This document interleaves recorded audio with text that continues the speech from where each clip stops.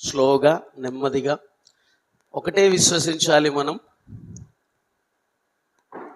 ఏ ఆసక్తితో మనం వచ్చి ఉన్నామో తప్పకుండా దేవుడు ఈ రాత్రి ఆ ఆసక్తిని, ఆ అవసరతను దేవుడు తీరుస్తారు. ఆమేన్, హల్లెలూయా. ఉజ్జీవంగా ఉండాలి, సంతోషముతో ఉండాలి, గంతులు వేస్తూ ఉండాలి. వద్దు బాబు అన్న మన ఆశీర్వాదాలు ఇతరులు చూసి అసూయపడేటట్టుగా మనము వర్ధిల్లుదుముగాక. ఆమేన్. ఇంతకు ముందు వచ్చినప్పుడు నిలబడి చెప్పాను, ఈరోజు కూర్చొని, ఎందుకంటే మోకాళ్ళ ఆపరేషన్ అయింది. డాక్టర్లు ఇంకా రెస్ట్ కూర్చొనే చెప్పాలి అంటున్నారు కాబట్టి కూర్చోంటున్నా. పర్లేదు కదా, మీరు చాలా సంతోషం, పర్లేదు అన్నారు. ఒక ఊర్లో వెళ్ళినప్పుడు, అయ్యా మరి నేను కొంచెం ఆపరేషన్ అయింది కూర్చొని చెప్పనా అని అడిగినాను వాళ్ళకి. అయ్యగారు ఆల్రెడీ పర్మిషన్ ఇచ్చారు. వాళ్ళకి అడిగితే వాళ్ళు ఏమన్నారంటే, తర్వాత చెప్పునా ఇప్పుడే చెప్పినా, సరే సార్ నువ్వు కూర్చొని చెప్పు, మేము పండుకొని వింటాం అన్నారు. మీరు మంచోళ్ళు, చాలా అలా అనలేదు, చాలా మంచోళ్ళు మీరు. వాక్యం కోసం ఆసక్తి కలిగి వచ్చిన వాళ్ళు మీరు, చాలా సంతోషం. రైట్. సంపూర్ణ రాత్రి ప్రార్థన తర్వాత అమావాస్య. ఈరోజు క్రైస్తవేతరులకి లేదా మంత్రగాళ్ళకి వారి వారి సప్రయోజనాల కోసం, పాపపు చీకటి కోసం వాళ్ళు ఉపయోగించుకునే రాత్రి. మనకే రాత్రి అంటే అసాధ్యమైన కార్యాలు సుసాధ్యం చేసుకునే ఓ అద్భుతమైన రాత్రి ఈ రాత్రి. హల్లెలూయా. ఈరోజు మనం ఇక్కడ ఉండి వాక్యం అయిన తర్వాత అందరం కొద్ది నిమిషాలు నిలబడి చేతులు పట్టుకొని ప్రార్థన చేస్తాం. ఆ ప్రార్థన చేస్తున్నప్పుడు భూమండలంలో ఎక్కడైనా సరే ఏ మంత్రగాళ్ళు పని చేయొద్దు. ఆమేన్. ఎలాంటి చీకటి శక్తులు, దయ్యపు కార్యాలు, బాణబతులు ఏవి కూడా పని చేయొద్దు. అలాంటి వారందరూ వచ్చి ప్రభు సన్నిధిలో మోకరించి పాపాలు ఒప్పేసుకొని యేసుక్రీస్తుని రక్షకునిగా అంగీకరించాలి. అలా ప్రార్థన చేద్దాం. ఈరోజు మనకేం కావాలో ఆయన తప్పకుండా ఇస్తారు, అని ఇవ్వడానికే మనకున్నారు. అయితే ఈరోజు మనకి ఈరోజు సత్యం తెలుసు కాబట్టి ప్రభు పిలిచారు, మనం వచ్చేసాం. ఈ సత్యం తెలవకుండా ఈ లోకంలో ఎందరో ఉన్నారు. చేతబడులు, బాణబతుల చేత, మంత్రగాళ్ళ చేత ఉన్నారు. అలాంటి వారు కూడా విడుదల పొందుకోవాలి. ఆ మంత్ర శక్తులే పని చేయొద్దు అని ఈరోజు ఒక బలమైన అభిషేకంతో ప్రార్థన చేద్దాం. ఆమేన్. అప్పుడు చూడండి, ఆటోమేటిక్గా మనం దీవించబడతాం. అలాంటి పీడింపబడిన బ్రతుకుల్లో ఉన్న వారందరి జీవితాలు కూడా గొప్పగా ప్రభావితం అవుతాయి. ఒకరోజు మీకు విషయం తెలుసా, దేవుని చిత్తం లేకపోతే ఏం తెలియదు. నాకు మంచిగా ఒక కుటుంబం, ఒక 5 మంది కలిసి నాకు చికెన్ వండి, చపాతీలు వండి, బగారా రైస్ వండి తినడానికి పిలిచారు. విశ్వాసులు కాబట్టి, అయ్యగారు కాబట్టి వెళ్ళి తినాలి. ఆ చికెన్లో ఇంత మందు పెట్టారు, చచ్చిపోవాలని. ఇంత తినేసా. తిన్న గంట నుంచి కొంచెం పరిస్థితి వేరే అయిపోతుంది. ప్రభు చెప్పారు, నువ్వు వెంటనే వామిటింగ్ చేసేసేయాలి. వామిటింగ్ చేసేసి గమ్మున కూర్చున్నా, ఏంది ఇట్లా అయిపోయింది అని. అలా వామిటింగ్ని వాళ్ళు త్వరతో తీసేస్తుంటే ఒకటి ఇంత పచ్చగా కనబడ్డది మందు. ఆగండి అని చెప్పి వాళ్ళు తీస్తున్నదాన్ని తీపేసి ఒక కట్టిపుల్లతో తిరిగి చూస్తే ఇంత చెట్టు మందు ఉంది. అప్పుడే అన్నాను, ఏంటమ్మా ఇది, నేను చచ్చిపోవాలంటే మీరు ఏం చేసినా చావను. ఎందుకంటే నన్ను ఇక్కడికి పంపించింది ఆయన చెబితే చచ్చిపోతా. మీరు ఎన్ని ప్రయత్నాలు చేసినా నరికినా నేను చావను అని చెప్పాను. హల్లెలూయా. మరొక ఊర్లో, బాదల్గమ్మ అనే ఒక ఊర్లో మా టీం మేము కలిసి వాక్య పరిచయం చేస్తుంటే ఆ ఊర్లో చాలా మంత్రగాళ్ళు. ఒక సాధువు ఉన్నారు, చేతికి ఏమేమో ఉన్నాయి, ఒక కర్ర ఉంది, ఆ కర్రకి సాతాను మూతి ఉంటుంది. అలా పెట్టి నేను చర్చిలో వాక్యం చెప్తుంటే అప్పుడు ఆ మూతి కిటికీలో నుంచి నా వైపు చూపి ఏదేదో మంత్రాలు చెప్తా ఉన్నాడు. ఏమవుతుంది మనకి? ఏమీ కాదు. అక్కడ నుంచి వాక్యం 1 గంట రాత్రి ముగించుకొని మేము విశ్రాంతి తీసుకునే ఊరికి వెళుతూ ఉంటే మా ఎంబడి ఇటు ముగ్గురు దయ్యాలు పంపించేశారు. అవి మాటలు మాకు వినబడుతున్నాయి కానీ మా కారులోనికి రాలేదు, మాకు ఏం అడ్డు చేయలేదు. ఎన్నోసార్లు అప్పుడప్పుడు హైదరాబాద్లో మా ఇల్లు సమాధి తోటకు పక్కనే ఉంటుంది. ఎప్పుడన్నా టైంపాస్ కాకపోతే ఆ సమాధులకి వెళ్ళి ఎవరైనా లేచి వస్తే కాసేపు కూర్చొని మాట్లాడదామని ప్రయత్నం చేస్తున్నా. ఎవ్వరు రావట్లేదు వాళ్ళు. పోనీ ఎవరైనా చేస్తారు అంటే ఎంటికలు ఇవ్వాలా, బట్టలు ఇవ్వాలా చెప్పు, చేసి చూడు నువ్వు నేను తెలుసుకుందామని. రీసెంట్లీగా క్రిస్మస్కి కుట్టించుకున్న ఒక డ్రెస్లో మా అబ్బాయిది ఒక షర్టు, నాదొక పాయింట్ ఎత్తుకుపోయినారు లాస్ట్ అమావాస్య రోజు. సరే చూద్దాం ఏమవుతుందో అని ఇప్పుడే చూసిన, ఏం కాలేదు. మొన్న కొంచెం జ్వరం సర్ది వచ్చింది తప్ప ఏం కాలేదు, ఏమీ కాదు. హల్లెలూయా. బైబిల్లో కూడా ఉన్నాడు, 8వ అధ్యాయంలో ఉంటాడు. వాని పేరు గారడి సీమోను. బుడుబుక్కలు చేతలు చేస్తాడు, ప్రజలని భయక్రాంతులుగా చేసేసాడు.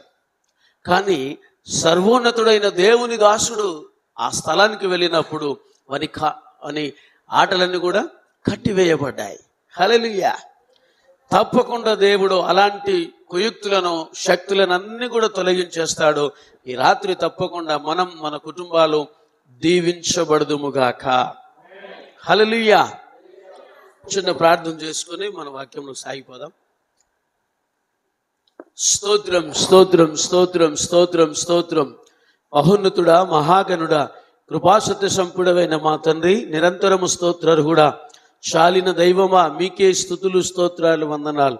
ఇంత మటుకు పాటల ద్వారా స్తుతించి, ఆరాధించి, కొనియాడి, గణపరిచి, మహిమపరిచే అవకాశం ఇచ్చినందుకై వందనాలు. సమయంలో వాక్యమైన దేవుడవు నువ్వే, అల్పుడనైన నన్ను మీ శిలచాటున మరుగుపరుచుకొని వచ్చిన నీ ప్రియ బిడ్డలను బట్టి వందనాలు.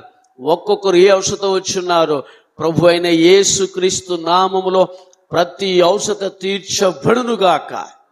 మీరే మహిమ, ఘనత, ప్రభావములు పొందుకోగలరని మరి విశేషంగా తప్పకుండా ఈ సంపూర్ణ రాత్రి ప్రార్థనలో ప్రతి వ్యక్తి ఓ మేలు, ఓ ఆశీర్వాదము పొందుకొందుదుముగాక. స్థానిక దైవజనులను నా తండ్రి మీరు దీవించి, నా తండ్రి ప్రభువా మీరే అన్ని విషయాలలో మహిమ, ఘనత, ప్రభావములు పొందుకొనండి ప్రభువా. ఇగో ఈ సంఘము ఈ చుట్టుపక్కల అనేక ప్రజలకు దీవెనకరంగా, మేలుకరంగా, ఆశీర్వాదకరంగా ఉండునుగాక. అనేక ఆత్మలు ప్రభు ఇక్కడ వచ్చి రక్షణ పొందాలి, దీవించాలి, పాపాలు కడిగి వేసుకోవాలి, యేసు నా విమోచకుడు, రక్షకుడు అని అంగీకరించాలి. అతి భాగ్యము దయచేసి మీరే మహిమ, ఘనత, ప్రభావాలు పొందుకోగలరని మీరు మాట్లాడండి. నీ బిడలకు తిరిగి వారి గృహాలకు వెళుతున్నప్పుడు ఆనందముతో, విజయముతో, ఆశీర్వాదముతో పంపించగలరని మమ్మల్ని మేము తగ్గిస్తూ ఈ సమయం అంతా మీ చేతులకు అప్పగిస్తూ యేసు ప్రభు ద్వారా ప్రార్థించి, స్తుతించి వేడుకొనుచున్నాము మా తండ్రి. ఆమేన్. మీ దగ్గర ఉన్న పరిశుద్ధ గ్రంథంలో నుంచి కొన్ని మాటలు మనం త్వరగా చూసుకుంటూ మనం ముందుకు సాగిపోదాం. చూద్దామా ఒకసారి యాకోబు పత్రిక 5వ అధ్యాయం 16వ వాక్యం చూద్దామా.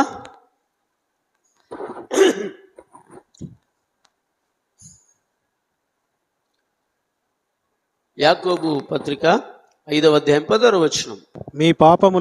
మీ పాపములను ఒకనితో ఒకడు ఒప్పుకొనుడి, మీరు స్వస్థత పొందునట్లు ఒకని కొరకు ఒకడు ప్రార్థన చేయుడి.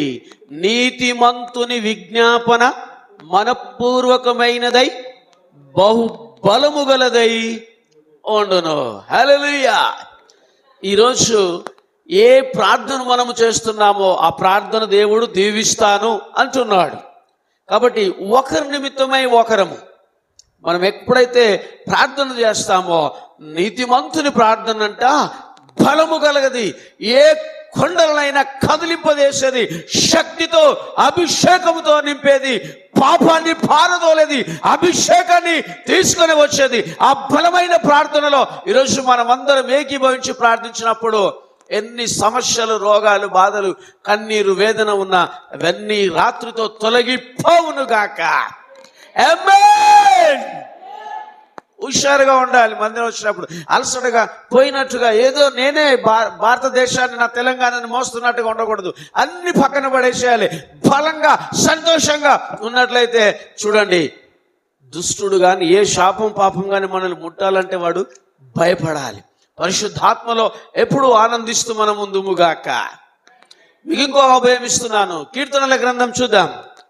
కీర్తనల గ్రంథము 102వ కీర్తన 102 మొదటి 2 వచనాలు చదువుదాం. యెహోవా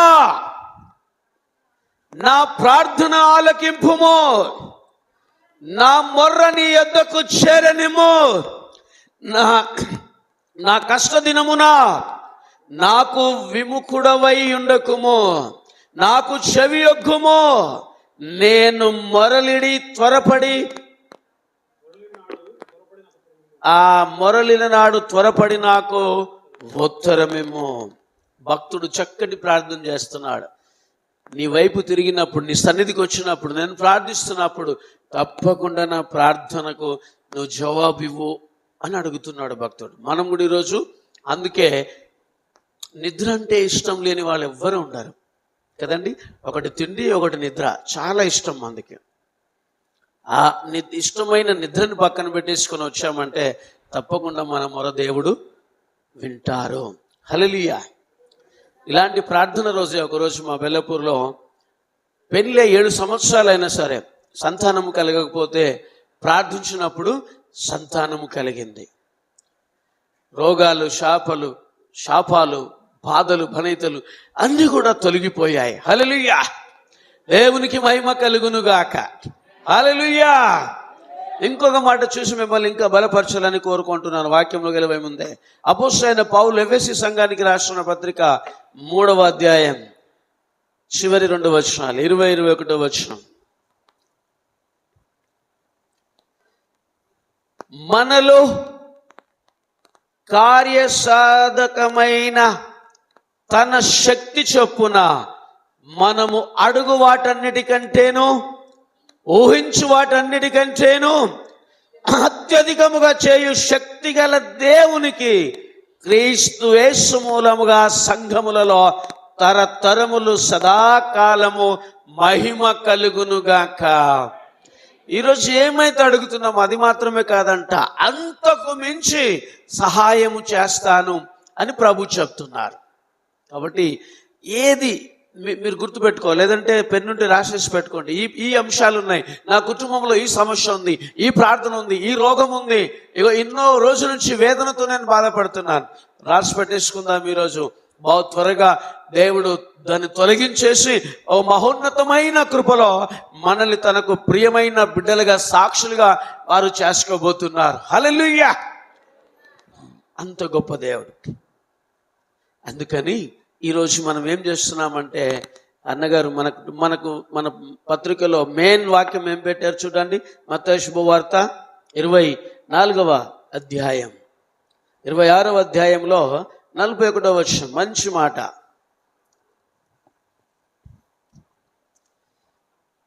24:41 మత్తయి శుభవార్తలో, మీరు శోధనలో ప్రవేశించకుండానట్లు మెలకువగా ఉండి ప్రార్థన చేయండి. అంతే. మనం మెలకువగా అంటే నిద్రపోకుండా ఉండొద్దని కాదు దీని భావము. జాగ్రత్త కలిగి లేకపోతే, క్రీస్తులో మనము కలిగి ఉండకపోతే, పరిశుద్ధాత్మ అనుభవంలోకి మనం వెళ్ళకపోతే, వాక్యము మన హృదయంలో ఉండకపోతే శోధకుడు వస్తాడు, మనల్ని శోధిస్తాడు. వాడు అనేక వాటికి టెంప్టేషన్ చేస్తూ మనల్ని సత్య మార్గంలో నుండి, సన్మార్గంలో నుండి పాపం వైపు, చీకటి వైపు, అగాధం వైపు, మరణం వైపు లాక్కొని వెళ్ళిపోతాడు. ఈ మాట ప్రభువైన యేసుక్రీస్తు వారు తన ప్రియాతి ప్రేమైన శిష్యులకు చెబుతున్న మంచి మాట. మరో కొన్ని గంటల్లో అతి భయంకరమైన శిలువ యాగానికి వెళుతున్న సమయంలో ప్రేమించి చెబుతున్న మాట, మీరు శోధనలో ప్రవేశించొద్దు అంటే జాగ్రత్తగా ఉండండి. ఎందుకంటే శోధించేవాడు ఒకడున్నాడు. వానికి ఏమాత్రం మనం అవకాశం ఇచ్చినా ప్రార్థన లేకపోయినా, సంఘానికి క్రమంగా వెళ్ళకపోయినా, వాక్య దానములో మనము లేకపోయినా శోధకుడు మనల్ని శోధిస్తుంటాడు, పడేస్తూ ఉంటాడు. అందుకని మనం ఎప్పుడు కూడా ఈ శరీరము నిమిత్తమై రోజుకు 3 సార్లు, కొందరు 4 సార్లు, ఇంకొందరు 5 సార్లు, మరికొందరు 7 సార్లు భోజనం చేస్తుంటారు శరీరం నిమిత్తమై. అలాగే దేవుని ఆత్మ మనలో ఉన్నది, ఆ ఆత్మకు కూడా భోజనం పెట్టాలి. దానికి ఎలా? ఒక పాట పాడతాం, ఆరాధన చేస్తాం, ఒక అధ్యాయం చదువుతాం, ఒక ఉదయం, మధ్యాహ్నం, సాయంత్రం ప్రార్థన చేస్తాం. ఆ ఆత్మకి ఇదే ఆహారం. ఏ మనిషి అయితే ఈ 3 ఆత్మకు పెడతాడో ఆ మనిషి పడిపోకుండా ఉంటాడు, పాపం చేయకుండా ఉంటాడు, దేనికి పడితే దానికి సరెండర్, లోబడే తత్వంలో నుండి బయటపడతారు. హల్లెలూయా. కాబట్టి క్రైస్తవుడైన వాళ్ళందరూ, విశ్వాసులు కనీసం రోజుకు 5 అధ్యాయాలు బైబిల్ చదవాలి. పాస్టర్లు అయితే రోజుకు 10 అధ్యాయాలు తప్పకుండా బైబిల్ చదవాలి. చదువుతున్నామా? బొమ్మరిల్లు, చందమామ, అక్క మొగడు, చెల్లెలి భర్త, ఇలాంటి సీరియల్ చూస్తున్నామా? ఇవన్నిటికీ టైం ఉంటుంది, కానీ బైబిల్ చదివే టైం. బైబిల్ చదవకపోతే మాత్రం మనల్ని ఎవ్వరు దీవించలేరు. బైబిల్ చదివే అనుభవం తప్పకుండా ఉండాలి, ప్రార్థన చేసే అనుభవం ఉండాలి, ఆయనతో ఏకాంతంగా గడిపే సమయం ప్రతి వ్యక్తి 24 గంటల్లో కొంత సమయం ఇవ్వాలి. పాత నిబంధన ధర్మశాస్త్ర ప్రకారముగానే 24 గంటల్లో 2 గంటల 40 నిమిషాలు మనము దేవునికి ఇవ్వాలి. ఇప్పుడు నూతన నిబంధనలు ఉన్న మనము ఇంకా ఎక్కువగా ఇవ్వాలి. 2 గంటల 40 నిమిషాల కంటే ఎక్కువగా ఇంకా దేవునితో మనము గడపాలి. ఆ సమయం ప్రతి ఒక్కరము గుర్తుంచుకొని దేవుని సమయం దేవునికి ఇస్తే మిగతా చూడండి. మత్తయి సువార్త 6వ అధ్యాయం చివరి వచనంలో అంటాడు, మొదట నా నీతిని, నా రాజ్యాన్ని వెతకండి, మీకు ఏమేం కావాలో అవన్నీ వచ్చేస్తాయి, మీరు అడగనవసరమే లేదు అని చెప్తారు. కనుక దేవుని సమయం దేవునికి ఇచ్చేద్దాం. బైబిల్ చదవడం అంటే సాక్షాత్తు యేసయ్య ఎదుట కూర్చొని మాట్లాడడం. ఆయన ఆ చదువుతున్నంతసేపు దేవుడు మనతోనే మాట్లాడుతూ ఉంటాడు. నాకు అదే బలం, నాకు అదే శక్తి. ఈరోజు వరకు నేను ఎప్పుడో 30 ఏళ్ళ కింద చనిపోవాల్సిన ఆ వాక్యమే నన్ను సజీవ లెక్కలో ఉంచింది.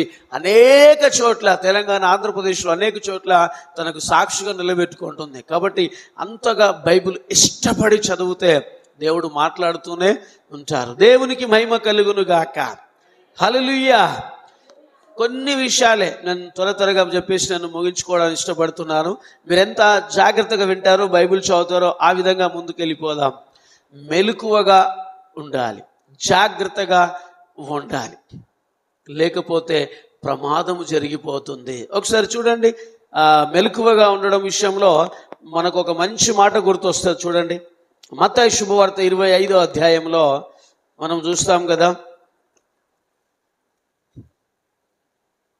మత్తయి శుభవార్త 25వ అధ్యాయము 5వ వచనం నుండి చూస్తే, పెళ్లి కుమారుడు ఆలస్యము చేయగా వారందరూ కునికి నిద్రించిరి. అర్ధరాత్రి వేళ ఇదిగో పెళ్లి కుమారుడు అతను ఎదుర్కొనరండి అని కేక వినబడెను. అప్పుడు ఆ కన్యకలందరూ లేచి తమ డ్యూటీలు చక్కబరిచిరి. కానీ బుద్ధి లేని కన్యకలు, మా దివిటీలు ఆరిపోవచ్చున్నవి గనుక మీ నూనెలో కొంచెము మాకియుడని బుద్ధి గల వారిని అడిగాను. అర్ధరాత్రి వేళ. ఇప్పుడు కూడా మనం ఏ రాత్రిలో ఉన్నాం? పట్టబగల. కొంచెం మీరు అప్పుడప్పుడు మాట్లాడుతుండాలి, ఎందుకంటే మీరు నిద్రపోతున్నారు, మేలుకును తెలియదు. కొందరికి కొన్ని వరాలు ఉంటాయంట, కళ్ళు తెరిచి కూడా నిద్రపోతారంట కొందరు. ఒకవేళ అలాగుంటే కష్టమైపోతుంది నాకు.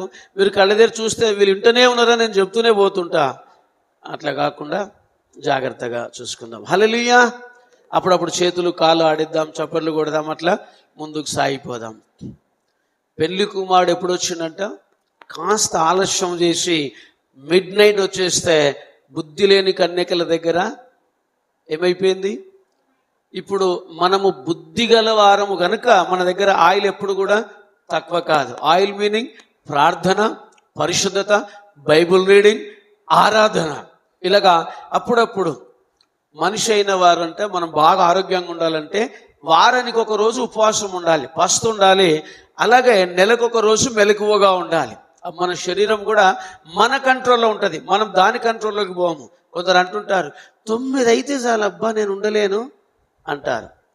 11 అయితే చాలు, నా వల్ల కాదంటూనే పడుకుంటారు వాళ్ళు. అప్పుడు మనం దాని కంట్రోల్లోకి వెళ్ళిపోతాం. కానీ మనిషి ఎప్పుడు కూడా మనం కొందరికి ఫలానిది లేకపోతే ఏం పని నాకు తోచదు అంటూ ఉంటాం. అప్పుడు నువ్వు బాడీకి బానిసమైపోతూ ఉంటావు. అలాగెప్పుడూ ఉండొద్దు. హల్లెలూయా. మనం అన్ని జాగ్రత్తగా చేసుకుంటే మనం చెప్పినట్టు మన బాడీ వినాలి. అవునా కదా? మీరు వెహికల్ కొంటే మీరు చెప్పినట్టు వినాలా, నేను చెప్పినట్టు వినాలా? ఎవరు కొంటారో అలాగే ఉండాలి. అలాగే మీ ఆత్మకు బాడీ అలాంటిది, ఇది కంట్రోల్. ఈరోజు fasting prayer, no food, yes I'm right. ఈరోజు సిద్ధపాటు ఆరాధన, రైట్ ఐఎమ్ రైట్. ఈరోజు సంపూర్ణాది ప్రార్థన, నేను నిద్రనే పోను, నా దేవునితో నేను ఏకాంతంగా గడుపుతా. నా దేవునితో నేను గడిపినప్పుడు ఈ వారమంతా, ఈ మాసం అంతా దేవుని అభిషేకము, దేవుని పరిశుద్ధత, దేవుని నడిపింపు, దేవుని కృప నా మీద ఉంటుంది కనుక, నా మీద ఉన్నప్పుడు ఆ కృప నా ఇల్లంతటా, నా కుటుంబం అంతటా వ్యాపించి ఉంటుంది. కాబట్టి ఏ దుష్టుడు, ఏ చీకటి శక్తి ఏది కూడా నా ఛాయలో కూడా రాదు. ఆ అభిషేకం కొరకు నేను ఈరోజు నిద్ర పోను అన్నట్టుగా ఎప్పుడైతే నిశ్చింత కలిగి మనం ఉండగలుగుతామో చూడండి, ఆటోమేటిక్గా జీవితాలు ప్రభావితం చేయబడతాయి. ఆమేన్. బుద్ధి కలిగిన కన్యకల వలె మనందరము ఉందుముగాక, సిద్ధపాటు కలిగి ఉందుముగాక. ప్రభు రాకడ బహు సమీపంగా ఉంది, ఇప్పుడు రేపు అన్నట్టుగా ఉంది. ఎందుకంటే జరగకూడని జరిగిపోతున్నాయి, వినకూడని వింటూ ఉన్నాం, ఏమేమో జరిగిపోతున్నాయి. ఒకప్పుడు పెళ్లి అంటే ఎంతో గొప్ప సంబరాలు ఉండేవి. నేను బచ్పన్లో ఉన్నప్పుడు 3 రోజులు పెళ్లి జరిగేటి, అంతకుముందు 5 రోజులు పెళ్లి జరిగేటివి. ఇప్పుడు 1 రోజు పెళ్లి అయిపోతుంది. ఇంకా కొందరు ఏమంటున్నారంటే పెళ్లి తర్వాత ముందు 3 నెలలు 6 నెలలు కలిసి ఉందాం, నచ్చితే పెళ్లి చేసుకుందాం, లేదంటే నీ ఇంటికి నువ్వు నా ఇంటికి నేను అనిపోతున్నారు. రాను రాను పెళ్లిలు కూడా ఉంటాయి లేదని భయం అవుతుంది. అలాంటి జనరేషన్ వచ్చిపోతుంది. ఇంకా చాలా జరిగిపోతా ఉన్నాయి.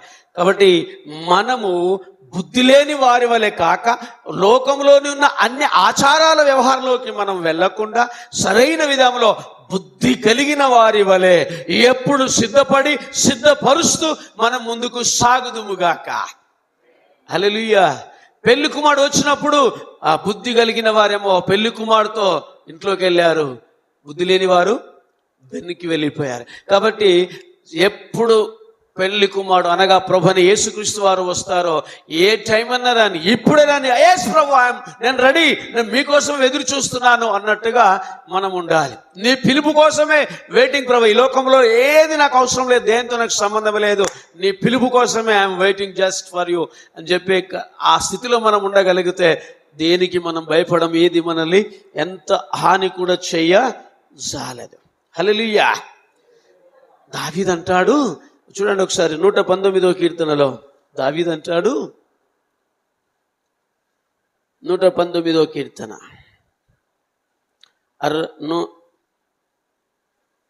62వ వాక్యం.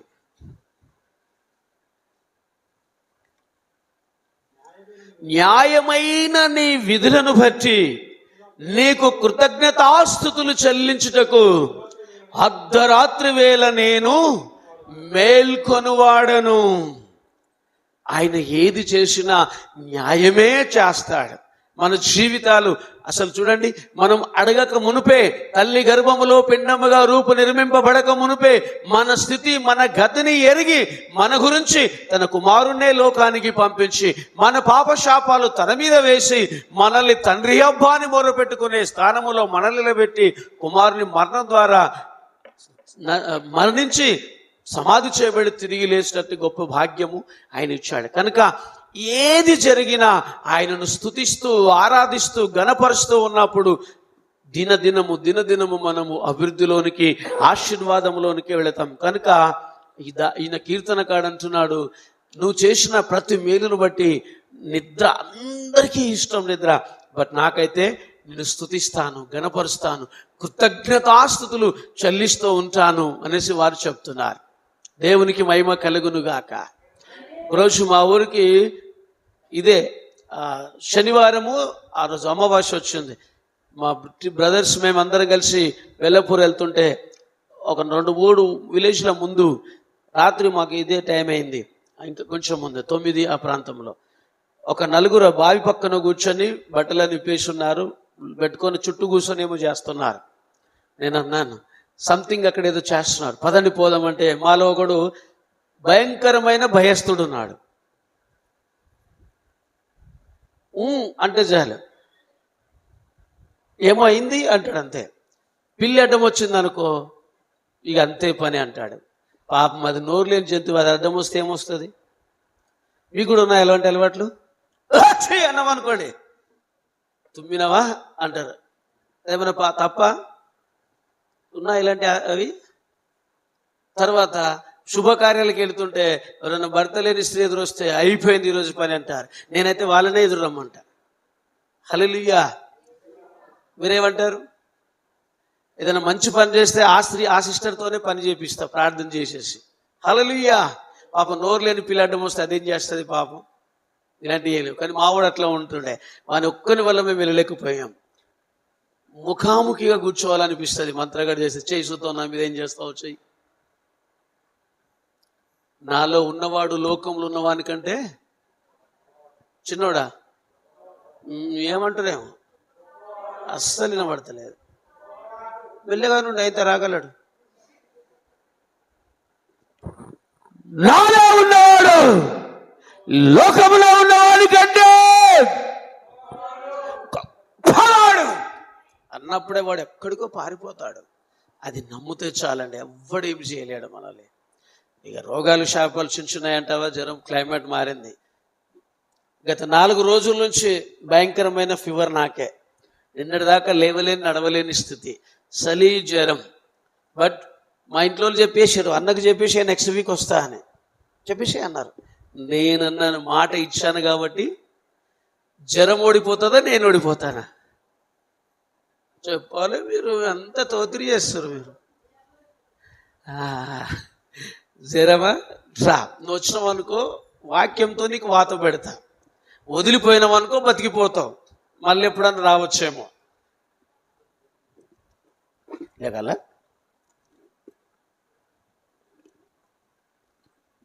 హల్లెలూయా, హల్లెలూయా. నువ్వు రా, నేను వాక్యం కోసం మా అన్న దగ్గరికి పోతున్నా, నువ్వు రా, నువ్వు నేను చూసుకుందామన్నప్పుడు, అమ్మా నువ్వు చర్చిలోకి పోతూ ఊరుకుంటావా, వాతలు పెడతావు అనేది పారిపోయింది. హల్లెలూయానే. నీకు పోతే నాకేమొచ్చినట్లు అంటున్నారు. నాకు తక్కువైతే నీకు తక్కువైనట్టు కాదా అన్న? అసలు హల్లెలూయా.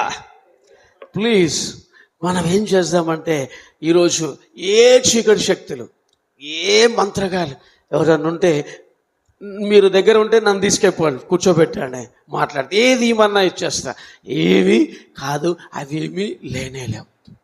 నేనైతే వాటిని అస్సలు నమ్మను. ఎందుకంటే నా దేవుడు శక్తిమంతుడు. ప్రతి వ్యాధి బాధ సమస్తం వాటి కోసం సిలువలో ఆల్రెడీ చెల్లించాడు, విడిపించేశాడు, అభిషేకం నాలో ఉంచాడు. కనుక ఏది ముట్టజాలేదు, నాలోనికి రాజాలేదు. ఆమేన్, హల్లెలూయా.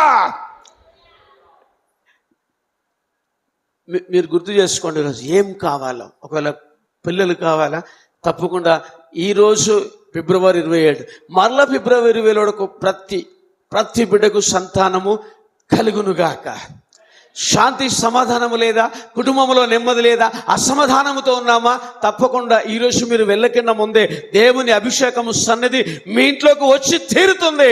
ఆమేన్, హల్లెలూయా. ఒక ప్రత్యేకమైన అభిషేకముతోనే మనం ఇక్కడ నుంచి మన ఇళ్ళలోకి వెళ్ళుదుముగాక, వెళ్ళుదుముగాక, వెళ్ళుదుముగాక. కానాను దేశము నుండి ఒక స్త్రీ తమ బిడ్డ జ్వరముతో పడి సావుకు దగ్గరలో ఉంటున్నప్పుడు ఆ యొక్క కానాను నుంచి యేసయ్య దగ్గరకు వచ్చి బ్రతిమిలాడుతున్నప్పుడు ఏమన్నాడు చెప్పండి? ఏమన్నాడు?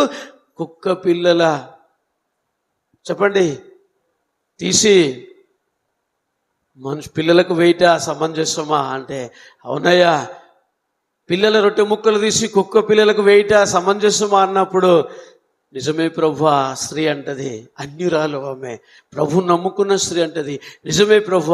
మరి ఆ కుక్క పిల్లలు కూడా యజమానుల బల్ల మీద నుండి పడు ముక్కలే కదా తిని జీవిస్తాయి అని చెప్పినప్పుడు ఆ విశ్వాసం కోసమే, ఆమెలో ఉన్న ఆ విశ్వాసాన్ని బయటికి తీసుకురావడం కోసమే ఆయన కొద్దిసేపు మౌనంగా ఉంటాడు. ఆ మాటను బట్టే, అమ్మా నీ విశ్వాసం చొప్పునే నీ కుమార్తె ఆల్రెడీ ఇంట్లో ఉంది, ఆమె స్వస్థత పొందుకుంది, ధైర్యంగా ఇంటికి వెళ్ళు అని చెప్పగానే ఆమె వెళ్ళేసరికి బిడ్డ లేచి కూర్చుంది. హల్లెలూయా. మనలో ఆవగించంత విశ్వాసం ఉంటే చాలు, కొద్ది విశ్వాసం ఉంటే చాలు. ఈ రోజు తప్పకుండా మన స్థితిని తప్పకుండా ఆయన మార్చబోతున్నాడు. దేవునికి మహిమ కలుగును గాక. హల్లెలూయా. ఒకసారి యేసు ప్రభువారు మార్కు వార్తలో ఉంటది, యెరికో నుండి యెరూషలేము వైపు వెళుతూ ఉన్నప్పుడు అనేకులు వరుతుంటారు. అనేకులు వెళ్తా ఉంటే 2 కళ్ళు లేని ఒక వ్యక్తి తో పక్కన కూర్చొని చాపేసుకొని ఏం చేస్తాడు, పని చేయలేడు కాబట్టి, కుటుంబ పోషణ ఉండాలి కాబట్టి కాస్త చిన్న గిన్నె పెట్టుకొని అడుక్కుంటూ ఉంటున్న సమయంలో ఏం జరుగుతుంది అక్కడ? తెలిసిన విషయాలు ఇవన్నీ మనం విన్నప్పుడే. యేసు మా ఊరికి రావడం, యెరికో స్థితినే మార్చేయడము, గొప్ప కార్యం జరిగింది మా స్థితిలో అని చెప్పుకున్నప్పుడు ఈ మాట ఆ భర్తమై ఆయన పేరు ఆయన చెవిన పడగానే ఆయన ఏంటి అల్లరి ఏంటి నాకు చెప్పండి కాస్త అని అడిగినప్పుడు, నజరేయుడైన యేసు ఈ మార్గంలో వెళ్ళుచున్నాడు అని చెప్పగానే హల్లెలూయా హల్లెలూయా ఉండనా చెప్పగానే ఏమైపోయింది తెలుసా? ఒకటే అవకాశం. దేవుడు మనకి ఎప్పుడైనా సరే అవకాశం ఇచ్చిన దాన్ని వినియోగించుకోవాలి. ఈరోజు ప్రార్థన దాన్ని అన్నగారు ఎందరికో చెప్పి ఉంటారు, ఎందరో చూసి పిలుచుంటారు, అని వచ్చిన మీరు ధన్యులు. హల్లెలూయా. కొంచెం ఇట్లా అందమ్మా, వచ్చిన మనందరం అన్యులమా ధన్యులమా? ధన్యులం అనగా దీవించబడిన వారం. ఆమేన్. కాబట్టి నజరేయుడైన యేసు వెళ్తున్నాడు అనగానే ఒకటే మాట, ఆయన ఎంత సంతోషిస్తాడో తెలుసా? దావీదు కుమారుడా యేసు. కరుణిస్తాడు. ఆయనకు కళ్ళు లేవు కానీ వాక్యము గ్రహించే మనస్సు ఉంది. చాలా మందికి మనకు కనిపిస్తున్న వాళ్ళు అన్నీ ఉన్నాయి కానీ గ్రహించే మనస్సు లేదు. అందుకనే ఇది అన్యులదో ఇంకొకరిదో అని చెప్తున్నారు కానీ యేసు అసలు ఎవరు, ఎలా పుట్టాడు, ఎందుకు వచ్చాడు, ఆయన గుణగణాలు ఏంటి, లక్షణాలు ఏంటి అని ఆలోచిస్తే యేసు లేకుండా ఏ ఒక్కరూ ఉండలేరండి. హల్లెలూయా. కామ క్రోధ మతమాత్సర్యములు లేనివాడు, పరిశుద్ధులకే పరిశుద్ధుడు. ఆయన ఏది అడగడు, జస్ట్ నీ హృదయములో ఉన్న ఆ పాపాన్ని తొలగించేస్తే నేను నీతో ఉంటా, నువ్వెక్కడికి వెళ్తే అక్కడికి నీతో వస్తాను, నీ కష్టాల్లో కష్టం నేను భరిస్తా, సంతోషాన్ని నీకు ఇస్తా అని చెప్పుకునే గొప్ప రక్షకుడు ప్రభు అయిన యేసుక్రీస్తు వారు. కులాలు మతాలు ప్రాంతాలు విభేదాలు పెట్టేవాడు ఖచ్చితంగా కాడు. ఆయన ఆత్మలకు దేవుడు. హల్లెలూయా. కాబట్టి ఇవేవి ఆయనకు సరిపోవు. ఈ వ్యక్తి బైబిల్ అన్నాడు, పాత నిబంధనలో దావీదు వంశం నుండి పుడతాడన్న మాటను ఆయన గుర్తు చేసుకుంటూ ఈ భర్తమై కొత్త నిబంధనలో యేసు రక్షకుడిగా రక్షించేవాడిలో వచ్చాడు కానీ 2 నిబంధనల పుస్తకంలో గుర్తు చేస్తూ యేసు నన్ను కరుణించు అని చెప్పి కేక వేస్తాడండి. ఈరోజు మనం కూడా ఏ స్థితిగతులు ఉన్నా సరే, ఏ రోగము వ్యాధి బాధలు, ఏ చేతబడులు ఉన్నా, ఏ మంత్రశక్తులు ఉన్నప్పటికీ యేసు నన్ను కరుణించే వరకు ఇగో ఈ స్థలము నుండి నేను నిన్ను వదిలిపెట్టను అని ప్రార్థన చేస్తే, ఆనాడు యాకోబు ఎలాగైతే ప్రార్థన చేశాడు అర్ధరాత్రి వేళ, తెల్ల వారుతుంది, ఇగో మనుషులు బయటికి వస్తున్నారు, పంపి నేను వెళుతానంటే నన్ను ఆశీర్వదించేంత వరకు నిన్ను వదిలేది లేదు ప్రభువా అన్న రీతిగా ప్రార్థన చేస్తే మన జీవితము చేంజ్ అవుతుంది. హల్లెలూయా. నెమ్మది కలిగిన హృదయం అవుతుంది, తేలికపాటి హృదయము మనము జయించుకోగలుగుతాం. హల్లెలూయా. అందుకే మనం వచ్చాం. ఆ విధంగా అరుస్తుంటే అక్కడ ఉన్న వాళ్ళందరూ ఏమన్నారు, నువ్వు కళ్ళు లేని వ్యక్తివి, నీకు కావాల్సింది 5 రూపాయలు, 10 రూపాయలు, 2 రూపాయలు, నీ బతుకంతే అంటున్నారు. మనం కూడా గుడికి వెళ్దామంటే చాలా మంది ఎగతాళి చేస్తారు, అపహాసం చేస్తారు. అబ్బో నువ్వే ఉన్నావా, ఇంకెవరు లేరా, ఊరికే ప్రార్థన అంటుంటారని చాలా మంది మనల్ని కూడా హేళన, అవమానంగా చేసే వాళ్ళు కూడా అప్పుడప్పుడు కనబడుతూనే ఉంటారు. అవి ఏవి పట్టించుకోదు.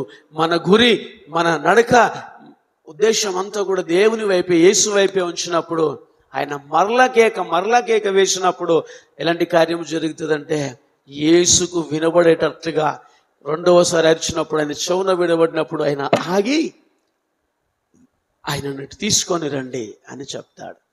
ఎవరైతే అడ్డు చెప్పినారో వాళ్ళే వచ్చి అంటారు, ధైర్యము తెచ్చుకో, ప్రభు నిన్ను పిలుస్తున్నాడు. హల్లెలూయా, హల్లెలూయా.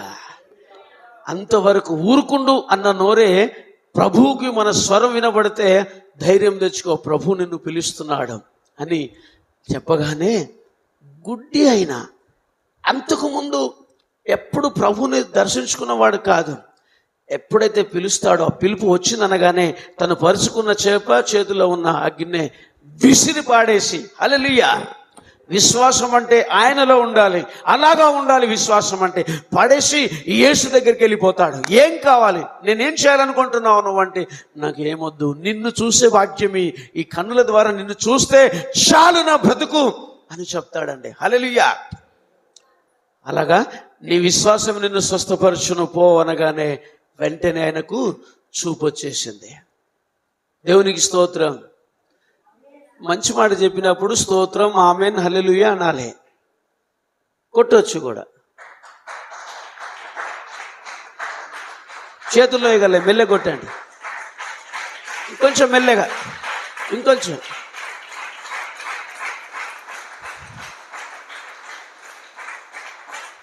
డాక్టర్లు ఏం చెప్తారంటే, గంటకోసారి చప్పట్లు కొట్టాలి, బ్లడ్ సర్క్యులేషన్ కూడా జరుగుతుంది. ఇట్లనే ఉన్నావు అనుకో, గంట సేపు ఆగిపోతుంది. అప్పుడప్పుడు కొట్టాలి, ఆమేన్ అనాలి, స్తోత్రం అనాలి.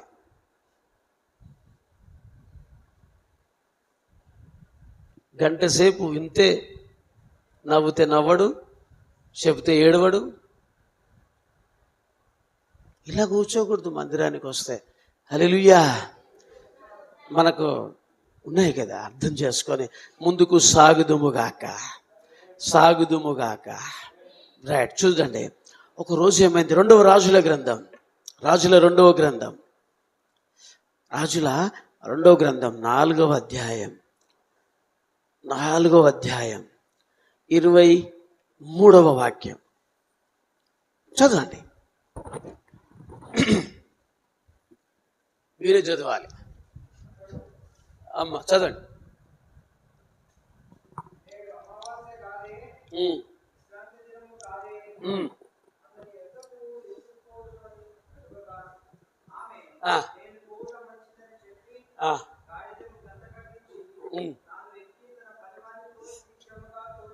హల్లెలూయా. చాలిగా ఏమంటున్నాడు, భర్తతో భార్యాభర్తల సంభాషణ అక్కడ. ఇమ్మీడియట్లీ నాకు ఒక మంచి నమ్మకమైన పనివాడిని, ఒక గాడిదను పంపించు, నేను దైవజనుడి దగ్గరికి వెళ్ళాలి అని భర్తకు, పొలంలో ఉన్న భర్తకు భార్య కబురంపిస్తుంది. ఎందుకు వెళుతావు, ఈరోజు అమావాస్య కాదు, పాత నిబంధన కాలంలో ప్రతి అమావాస్య నాడు దేవుని సన్నిధిలో వెళ్ళి ప్రార్థించేవాళ్ళు, మొక్కుబళ్ళు, దహన బలులు చెల్లించేవాళ్ళు. ఇది దేవుని బిడ్డలు, మిగతా వాళ్ళు మిగతా కార్యక్రమం. అయితే తన భర్త అంటాడు, ఈరోజు అమావాస్య కాదు, విశ్రాంతి దినం కాదు, ఇవాళ ఎందుకు అంటే తనకు దేవుని కృప చేత, దైవజనుని ప్రార్థన ఆశ్రయం చేత పొందుకున్న కుమారుడు మరణ పడకల్లోకి వెళ్ళిపోతాడు. అలా వెళ్ళిపోయినప్పుడు మరలా తిరిగి పొందుకోవడానికి దైవజనుడి దగ్గరికే ఆమె గొప్ప నమ్మకంతో, విశ్వాసముతో, గాడిద మీద నమ్మకమైన పనితో ఆ బిడ్డనేమో అయ్యగారు ఉన్న రూములో పడుకోబెట్టి అయ్యగారి దగ్గరికి ఆయన పరిగెత్తుతుంది గాడిద మీద. హల్లెలూయా. ఎప్పుడైతే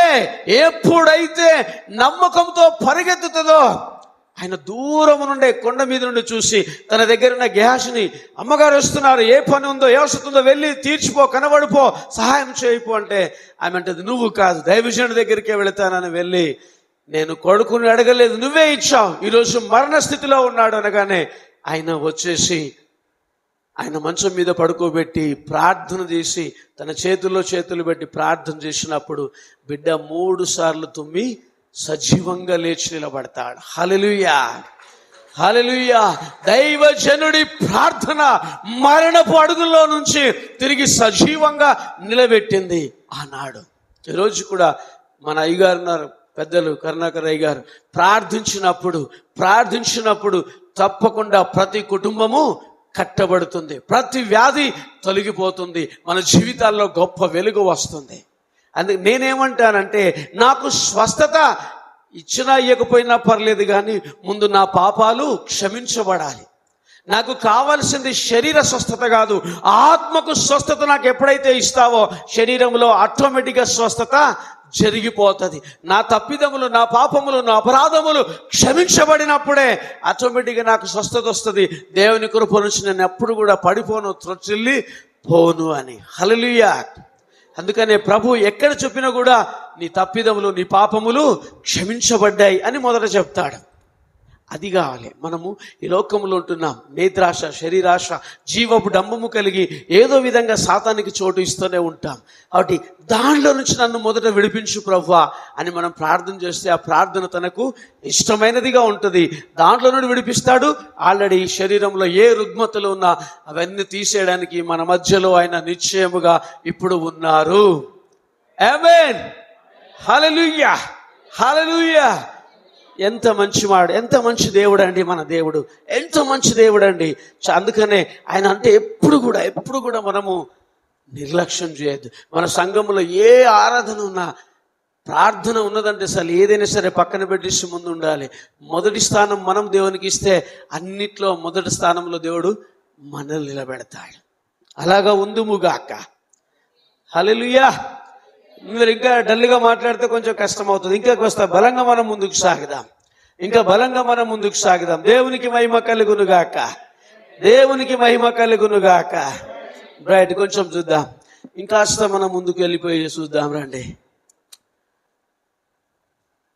లూకా శుభవార్త 18వ అధ్యాయం. ప్రార్థన చేస్తున్నప్పుడు ఎంత మంచి ప్రార్థనలో మనం చూద్దాం. 18వ అధ్యాయం 10 నుంచి చూద్దాం. చూడండి, 18వ అధ్యాయం 10వ వచనం. ప్రార్థన చేయటకై 2 మనుషులు చర్చిలోనికి వెళ్ళారు. ప్రార్థించుకోవడానికి 2 పురుషులు చర్చిలోనికి వెళ్ళారు. ఒకడు పరిసేయుడు అంటే ధనవంతుడు, ఒకరు దరిద్రుడు లేకపోతే ఏమీ లేనివాడు, దీనుడు. ఈ 2 కలిసి చర్చిలోనికి ప్రార్థన చేసుకోవడానికి వెళ్ళారు. చర్చ్ అనగా అందరికీ ప్రార్థన మందిరం కాబట్టి ఎవరైనా రావచ్చు, ప్రార్థన చేసుకోవచ్చు, వాక్యం వినొచ్చు. రైట్. ఇప్పుడు ధనవంతుడి ప్రార్థన ఇలాగుంది.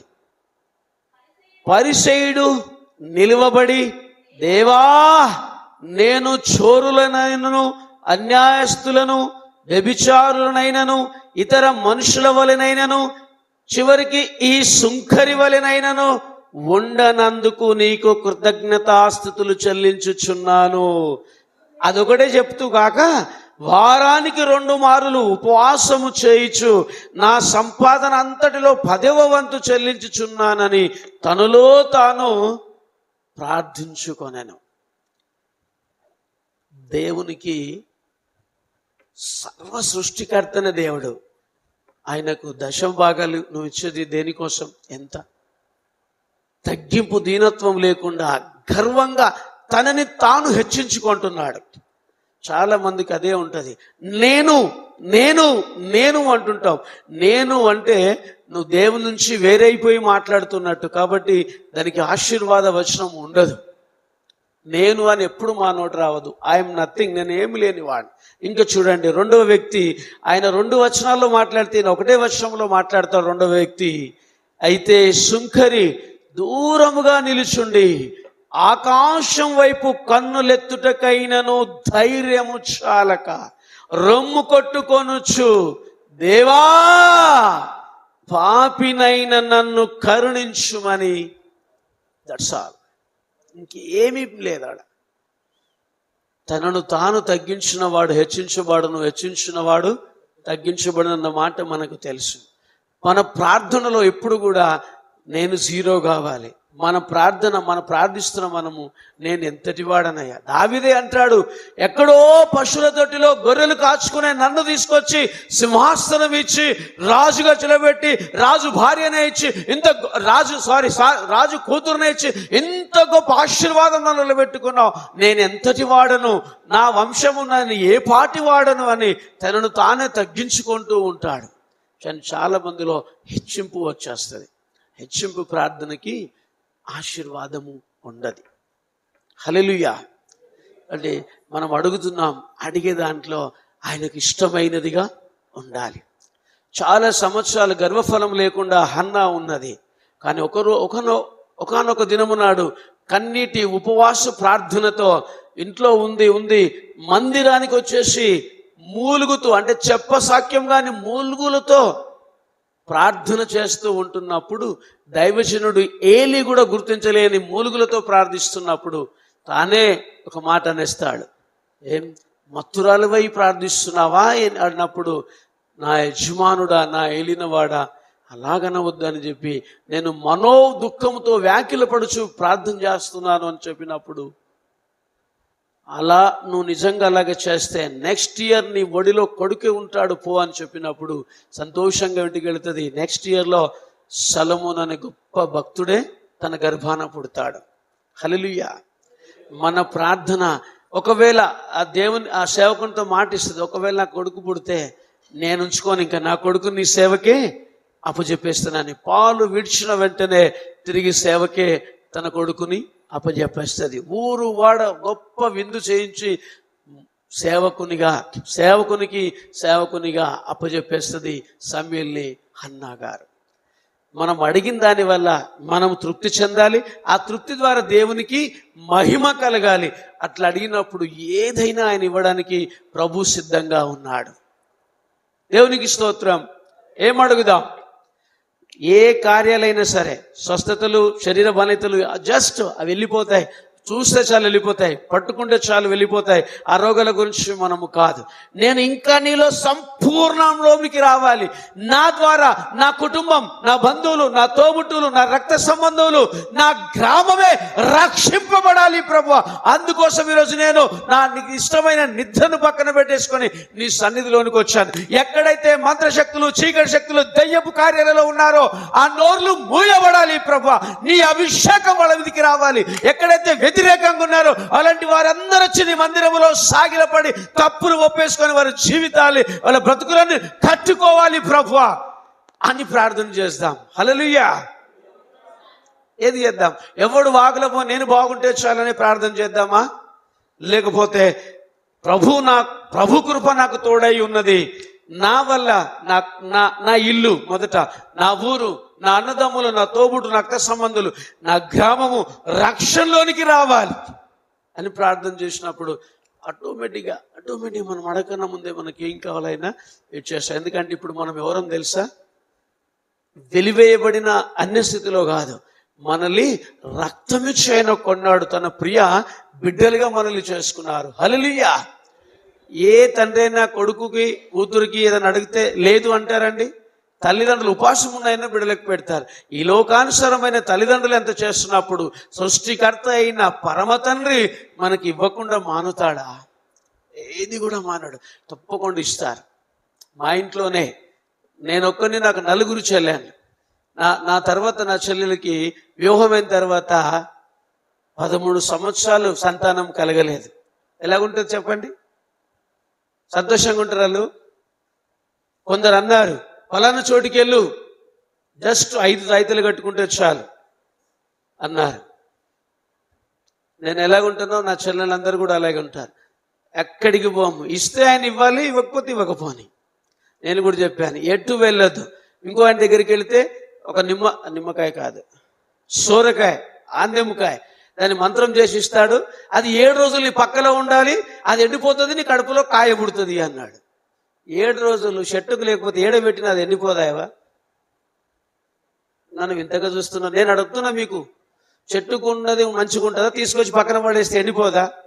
వాడు చెప్పేది ఏంది బూడిది, వాడి దగ్గర వెళ్ళొద్దు. ఎంత బుడుబుక్కలోని ఆటలు. నిమ్మకాయలు తీసుకొచ్చి ఈడబెట్టేసి, ఏ కాయలు తీసుకొచ్చి ఈడబెట్టుకున్నా ఒరిగేది ఏమి లేదు. ఎక్కడికి వెళ్ళొద్దు. నేను ప్రకటిస్తున్నా, నేను నమ్ముకున్న దేవుడు సజీవుడు, జీవం గల దేవుడు, నీ మొర వింటాడు అని చెప్పేసి ఉన్నప్పుడు 13వ ఏట కొడుకు పుట్టాడండి. ఆమేన్. మేము చూడలేదు కదా, ఎట్లా ఆమె అనాలంటారా? చూసి నమ్మిన వారికంటే దరిద్రులా? వినబడతలేదు. నాకు జర శివుడు ఎక్కువ. కొంచెం అనండి అప్ప గట్టిగా, ధన్యులు. నాకు ఈ మైక్ లేకున్నా సరే ఊర్లోకి వినబడాలి గొంతు. ఎందుకంటే ఈ గొంతు ఇచ్చింది ఆయన కోసం, బూతులు తిట్టడానికి, సినిమా పాటలు పాడడానికి కాదు. కాబట్టి ఏది జరిగినా సరే ఆమేన్ అంటే అది ఇక్కడికి వచ్చేసేయాలి, అక్కడి నుంచి ఇక్కడికి వచ్చేసేయాలి. దీవించబడాలంటే రేపు నా ఇంట్లో ఏమి తెలియదు, కానీ ఈ రాత్రికి రాత్రే అయినా స్థితిగతులు మార్చు దేవుడు. ఏశావు యాకోబు మోసం చేసుకుంటూ వచ్చాడు. చివరికి డజను మంది పిల్లల్ని ఇచ్చిన, 4 2 భార్యలు 2 దాసులను ఇచ్చిన, ఆస్తిపాస్తులు గొర్రె మేక ఎన్ని ఇచ్చినా సమాధానం లేదు యాకోబుతో ఆ రాత్రి. అందుకే చూడండి, ఆదికాండం 32వ అధ్యాయం. ఆదికాండం మీ ఇష్టం, నేను చెప్పుకుంటూనే పోతాను తెల్లందాక కూడా, మీరు జాగ్రత్త. మరి 32వ అధ్యాయం 24వ వచనం.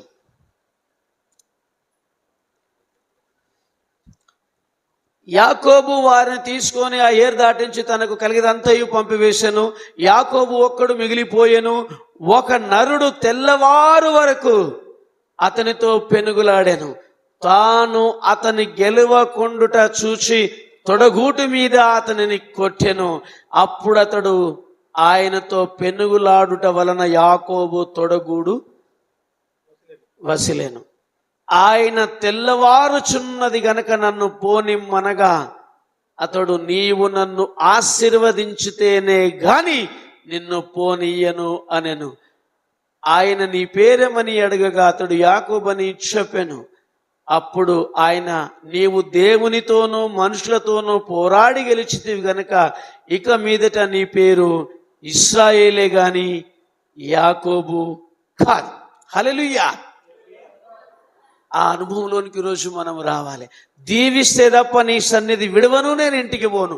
నా స్థితి, నా గతి, నా కుటుంబము, నా అనారోగ్యము, నా బాధలు, నా బలహీనతలు ఇక్కడి నుంచి తొలగిపోవాలి.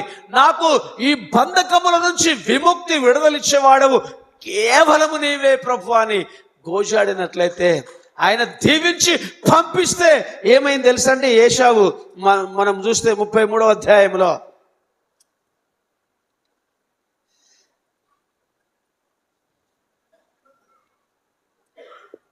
రాత్రి వరకు, ఆ రోజు వరకు ఆయన కత్తులు దువ్వుతూ ఉన్న ఏశావు అన్న ఎప్పుడైతే ప్రార్థన చేసి దీవించుకొని వెళ్తాడో ఇంటికి, అంత దూరం నుండే నా తమ్ముడు వస్తున్నాడని పరిగెత్తుకొని పోయి వాని కౌగిలించుకొని మెడ మీద పడి ముద్దు పెట్టుకొని ఆశీర్వదించి ఇంట్లోకి తీసుకొని వెళ్తాడు. ఒక్క ప్రార్థన నీ స్థితిని, నీ గతిని మార్చివేస్తుంది. శత్రువుని సైతము మిత్రునిగా చేసే శక్తి ఎక్కడ ఉందంటే కానుకలు ఇచ్చుట్లోనా? ప్రార్థనలో. అందుకని ప్రార్థన ఎంత ఎక్కువగా చేస్తే మన పరిస్థితులు అంత ఎక్కువగా మార్చబడతాయి. హల్లెలూయా. ప్రార్థన చేసేవాడంట పాపం చేయడంట. పాపం చేసేవాడంట ఏమండి? పాపం చేసేవాడు ప్రార్థనకు ఇష్టం ఉండదు. ప్రార్థన చేసేవాడు పాపం చేయడానికి ఇష్టపడాడు. కాబట్టి ఇప్పుడు మనం ఎవరం? ప్రార్థన వీరులం. ఒక్కరన్నా ఆమె అనకపోయారు. తెలుగులో చెప్పిన మనమందరం ప్రార్థన వీరులం. ఈరోజు తెల్లవారని కానీ మేము దీవించబడదా, ఇక్కడ నుంచి బోం లోపలికి వెళ్ళి తాళాలేసే అన్నారు డోర్లన్నీ. హల్లెలూయా. అంటే అట్లా చేద్దామండే. ఎందుకు దీవించాడండి? మరలా ఎప్పుడైనా మళ్ళీ మనం కలుసుకునే సమయం వస్తే మీరు ఈరోజు డేట్ రాసుకోండి, దీవించబడ్డాయన్నీ రాసుకోండి. అవన్నీ నాకు మరలా మీరు చెప్పాలి. జరిగినప్పుడు సూతంలే అన్నట్టు నన్ను చూస్తున్నారు మీరు. చెప్పుండి అమ్మా కొంచెమన్నా. హల్లెలూయా. దీవిస్తాడా లేదా? దీవిస్తాడా లేదా? మీరు చూడండి, ఒక ఊర్లో ఏమైందంటే, చూడండి ఒకసారి, మీరు వింటలేరు సరిగా. రండి, మీకు ఈరోజు తెల్లారిందాక వాక్యమే. ఇంకా ఇర్మియా గ్రంథం 8వ అధ్యాయం చివరి వచనం చదవండి.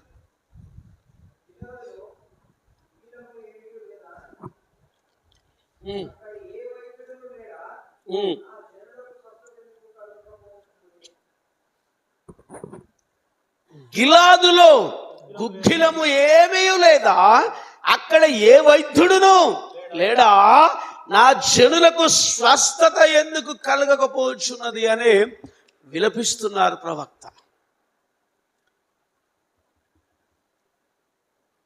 గిలాదు మనం ఉన్న ఊరు అనుకుందాం.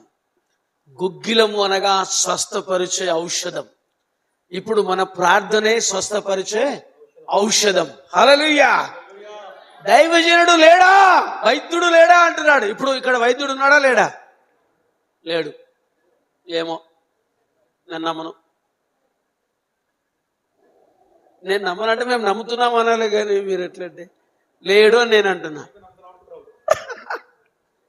మీరు కూడా నమ్మతలేదంటారా?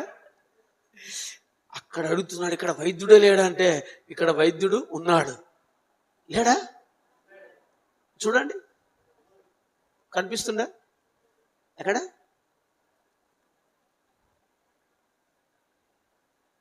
మన మధ్యలోనే ఉన్నాడు, మనతోనే ఉన్నాడు. ఆయన పరమ వైద్యుడు. ఈ డాక్టర్లందరూ ఉత్తాసుగాలే. ఫస్ట్ పోయింది అనుకో, ఎన్ని రోజులు అవుతుంది జ్వరం వచ్చి? 3 రోజులు అవుతుంది. ఏం తిన్నావు, ఏం తాగినావు అనేసి మా ఇంటికాడ ఒక డాక్టర్ ఉన్నాడు. దేనికన్నా పో, ఈ పేపర్ ఇటు మొత్తం నింపుతాడు, ఈ పేపర్ ఇటు మొత్తం నింపుతాడు. సింపుల్గా 1000 రూపాయలు అయిందాక పంపాడు. ఇవన్నీ ఇచ్చేయమంటాడు తెలుసా? ఇవి వాడి చూడు, తగ్గకపోతే ఎల్లుండి మళ్ళరా అంటాడు. నేనంట, తగ్గకపోతే మళ్ళరా అంటే తగ్గాయ నీకు తెలుసు కదా, అదేదో తగ్గేయచ్చు కదంటే మళ్ళీ 1000 ఎవడు తీసుకోవాలి దగ్గరికి వెళ్ళి? ఆయన పేరు ఆర్ఎంపి డాక్టర్. ఇన్ని ఇచ్చినోడు, ఇటు నింపుతాడు. మళ్ళా నువ్వెంత కన్ను పొడుచుకున్నా కూడా ఒక అక్షరం మనకు అర్థం కాదు. గుడ్డోడు గీకినట్టే గీకుతాడు. అది ఆ మెడికల్ షాప్ పోయినకి ఆయనకి తప్ప ఎవరికి అర్థం కాదు. ఇన్ని ఇస్తాడు. చిన్న మెడికల్ షాప్ పెట్టుకోవచ్చు మీరు. 3 రోజులు వాడిన తగ్గది కదా. అనుకున్నా నీకు తగ్గదా అని, నీకు వచ్చింది బలమైంది, ఇప్పుడు పరీక్ష చేద్దాం ఒకటి అంటాడు. అంతే. ఎంత అయితే సార్? ఎంతేం కాదు, 1500 అయితే. ఒక్క 5000 చెల్లించుకుంటే తప్ప మనం వాళ్ళకెళ్ళి బయటికి రాలేం. ఈ లోకపు డాక్టర్లు. కానీ ఇప్పుడు మన మధ్యలో ఉన్న పరమ వైద్యుడు, ఆమేన్, హల్లెలూయా, ఆయన ఒక్కసారి తడి తెచ్చాడు. ఆయన చూపులో మనం పడితే చాలు, ఆ కనికరములో మనం ఆనందిస్తే చాలు, ఎలాంటి కార్యాలు మనం చూస్తామో. లేచి గంతులు వేయాలి ఈరోజు మనం. హల్లెలూయా. రోగము పడపంచలై వెళ్ళిపోవాలి. ఆ అభిషేకం మనల్ని ఆవరించునుగాక. హల్లెలూయా. ఎంత శక్తి వస్తుంది తెలుసా? మీరు నమ్మితే చాలు. ఎంత పశువులాగా నన్ను చూడకండి. అచ్చా మనిషిలాగా లేని మరి ఇట్లా చూస్తుంటే నాకు కొంచెం బుగులైతుంది. నేను చాలా భయస్తుంది. హల్లెలూయా. రైట్. ఎంత వచ్చి దేవుడు లేడా అంటే వైద్యుడు ఇక్కడ ఉన్నాడు. మత్తయి సువార్తలోకి వెళ్ళిపోదాం రండి. ఏమన్నా టైం లిమిట్ ఉందా? పోనా? కొంచెం సేపు పోదాం. నేను ఎక్కువ ఏం తీసుకోలేదు. 3 గంటల సేపు ప్రసంగమే సిద్ధపడ్డా. 17వ అధ్యాయం 18వ వాక్యం. మత్తయి శుభవార్త 17:18. అంతటా యేసు గద్దింపగా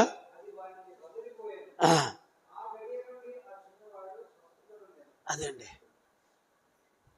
ఏ దయ్యమున్నా ఏ రోగమున్నా తప్పకుండా యేసు ప్రభు ఈరోజు మనల్ని విడిపించడానికే ఇక్కడ మనం సమకూర్చబడ్డాం.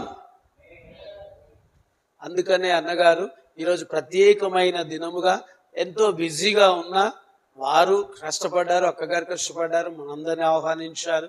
ఈరోజు దేవుని మహిమను, దేవుని అభిషేకాన్ని మనము చూడాలని ఎంతో తాపత్రయపడ్డారు. హల్లెలూయా. అందుకని ఏదో యాక్సిడెంటల్ గా అనుకున్నది కాదు, దేవుని ప్రణాళికలో మనం అందరము ఉన్నాము. మనందరి పేర్లు దేవుని యొద్ద ఉన్న పుస్తకములో వ్రాయబడ్డాయి. కాబట్టి దిగులు పడాల్సిన, భయపడాల్సిన. హల్లెలూయా. కాబట్టి తప్పకుండా మనము దేవుని కృపలో ముందుకు సాగుదుముగాక. ఏ విషయంలో అయినా సరే, అమావాస్య ప్రార్థన, అర్ధరాత్రి ప్రార్థన, మెలకువగా ఉండే ప్రార్థన, ఈ మూడు కలిసి ఎప్పుడైతే మనము దేవుని సన్నిధిలో ఉన్నామో ఎంతో శక్తివంతమైనది అన్నమాట. నాకు ఒక ఆయన చెప్పాడు, ఏదైనా మనకు కావాలంటే ఒక ఏదో శక్తి నన్ను ఆవరించాలి, ఒక 40 రోజులు, ఒక 45 రోజులు ఎడారిలోకి వెళ్ళిపోయి, అంటే ఊరు చివరికి వెళ్ళిపోయి నగ్నంగా అయిపోయి తపస్సు చేసి ఒంటికాలు నిలబడితే, అలాగే వాగులోకి వెళ్ళిపోయి అలాగ నిలబడితే తెలియని శక్తి వస్తుంది అన్నాడు. ఓరి నాయన, నువ్వు అవన్నీ చేస్తే వస్తుందేమో, నాకు అవన్నీ ఏం చేయాల్సిన అవసరం లేదు, నేను పాపిని, నన్ను క్షమించు ప్రభువా, నీ కృప నాకు కావాలి ప్రభువా, నీ కోసం బ్రతికే ఆ కృప నాకు దయచేయి ప్రభువా అంటే ఆటోమేటిక్గా దేవుడు నాకు ఇచ్చేస్తాడు అని చెప్పాను. ఏది కరెక్ట్? మీరు అడగకుండా చెప్పుకుంటూ పోవాలి, మేము ఇది నిద్రపోతూ వినుకుంటూ పోతాం. కానీ ప్రశ్నలు వేస్తే అయ్యగారు దేవద్దు, ఇంకోసారి చెప్తామంటారా? హలో, ఏది నిజం?